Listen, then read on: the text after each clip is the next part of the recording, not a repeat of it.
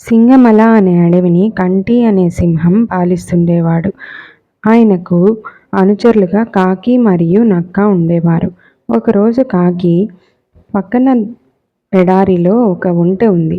ఆ ఒంటెను మనం చంపి తినగలిగితే మనకి కొన్ని రోజుల వరకు ఆహారం గురించి దిగులే లేదు అని చెప్పింది. సింహం మరియు నక్కని బయలుదేరతీసింది. కానీ ఎడారిలోకి అడుగుపెట్టగానే అక్కడి వేడికి సింహం నక్కల కాళ్ళు నడవలేకపోయాయి. దాంతో కాకి ఒంటె దగ్గరికెళ్ళి, మిత్రమా, నువ్వు మా రాజు సింహాన్ని, మంత్రి నక్కని అడవిలో దించగలవా అని అడిగింది. ఒప్పుకున్న ఒంటె సింహాన్ని నక్కని మోసుకుంటూ వాళ్ళ స్థావరానికి తెచ్చింది.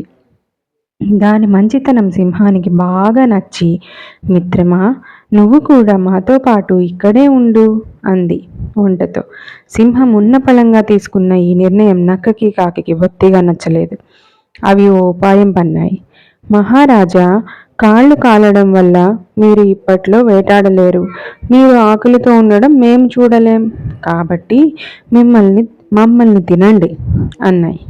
అది విన్న ఒంటె, వాళ్ళని వదిలే రాజా, నన్ను చంపితే మీ ముగ్గురికి వారం పాటు ఆహారం కాగలను అంటూ ముందుకొచ్చింది. నక్క కాకి ఆ మాట కోసమే ఇలా నాటకమాడాయని సింహానికి అర్థమైపోయింది. దాంతో సరే, ఒక్కొక్కరుగా వరుసగా రండి, ముందు చిన్న జీవులతో మొదలు పెడతాను. కాకి, నువ్వురా ముందు అంది. ఆ మాటకి కాకి తుర్రమంటే నక్కేమో పరుగు లంఘించుకుంది. ఒంటె సింహాలు మాత్రం అప్పటి నుండి మంచి స్నేహితులుగా ఉండిపోయాయి. సో పిల్లలు, మీకు దీనివల్ల ఏమర్థమైంది? మనం ఎవరినైనా మోసం చేయాలి అనుకుంటే మనమే ఆ గోతిలో పడతాం.